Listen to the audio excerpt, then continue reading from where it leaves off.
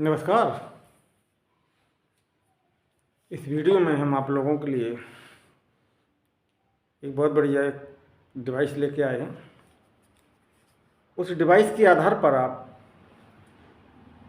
जो आयरन होती है, लोहा होता है, तो लोहे की जो प्रॉपर्टीज होती है, लोहे की जो सब्सटेंस होती हैं, उनको ज्ञात कर लेंगे।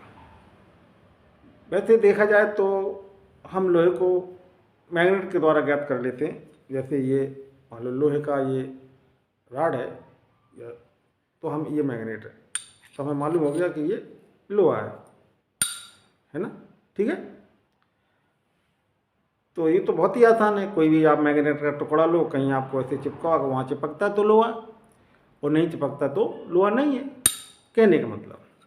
अब जैसे ये लोहा है तो यहाँ इसमें चिपक रहा है, ठीक है।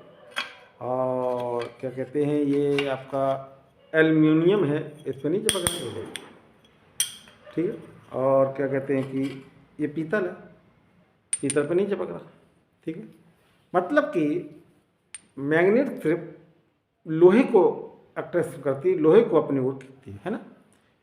बट यदि कुछ ऐसा बन जाए कि जो मेटल डिटेक्टर टाइप हो, और मेटल डिटेक्टर स्पेशली लोहे के लिए, आयरन के लिए, ठीक है, तो कितना अच्छा रहे। तो हमने एक ऐसे प्रोजेक्ट का निर्माण किया है, एक ऐसी इलेक्ट्रॉनिक्स डिवाइस बनाई है जो सिर्फ सेंस करती है लोहे के सब्सटेंस को, लोहे के मटेरियल को। तो उसी के बारे में हम आपको बताने वाले हैं। ये वो डिवाइस है, ठीक है। बहुत ही स्पेशल ये डिवाइस है। पीछे इसमें सेंसर लगा हुआ है, ये देखें, ठीक है। और इस डिवाइस के माध्यम से आप लोहे के सब्सटेंस को, लोहे को पहचान लेंगे। आप कैसे पहचानेंगे, चलिए चेक कराते हैं आपको। ये क्या है, मैग्नेट है।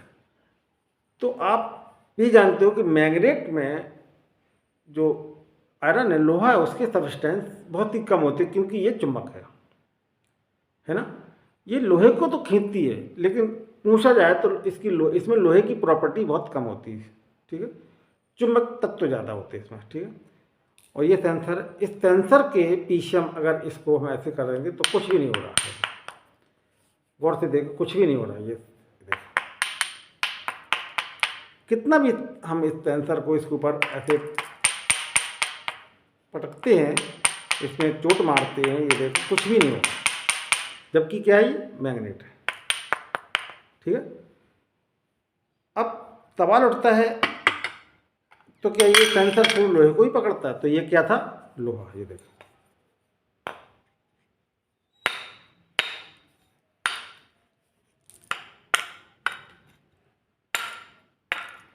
मतलब ये सिर्फ लोहे को पकड़ता है। ये देखो,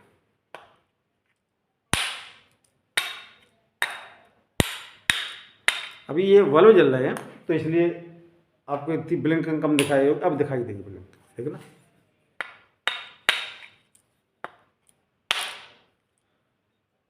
अब दिख रही होगी, देखो, ये देखो,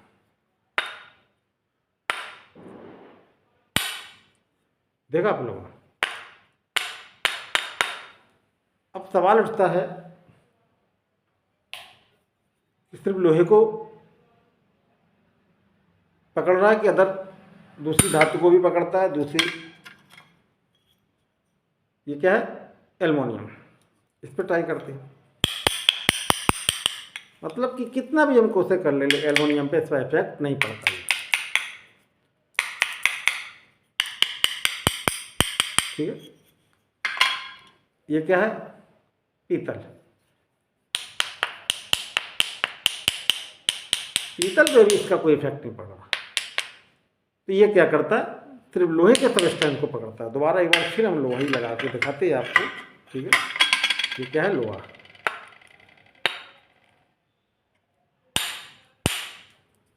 देखो,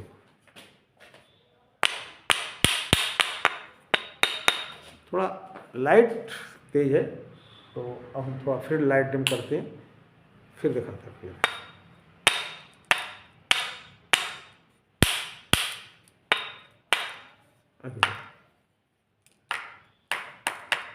तो देखा आप लोगों ने, मतलब मेरा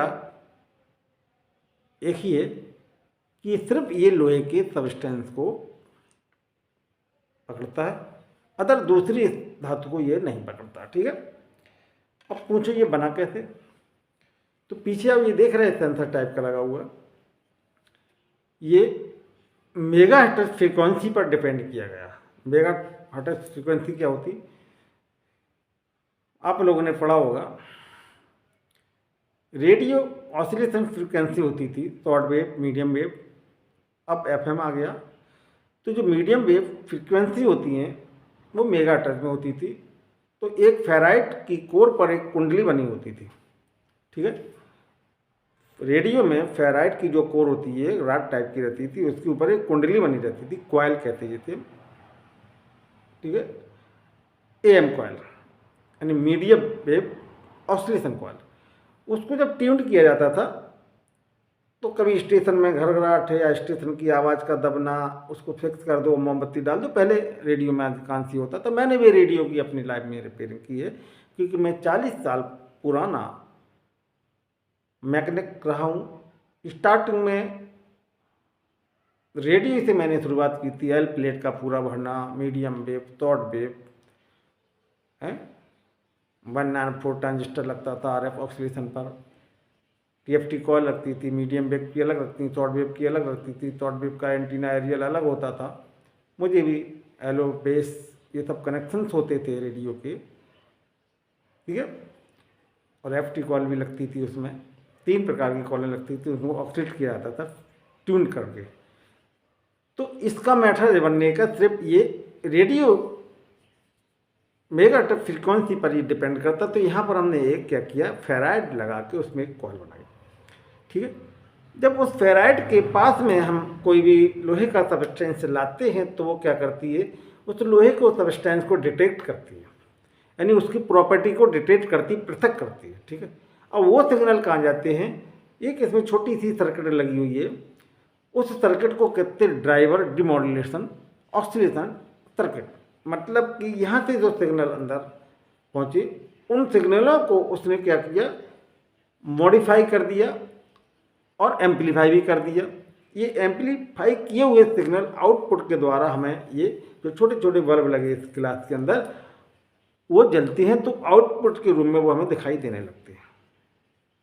क्योंकि सेंस कौन कर रहा, ये हमारा लोहा है, हमने यहाँ टच किया, देखो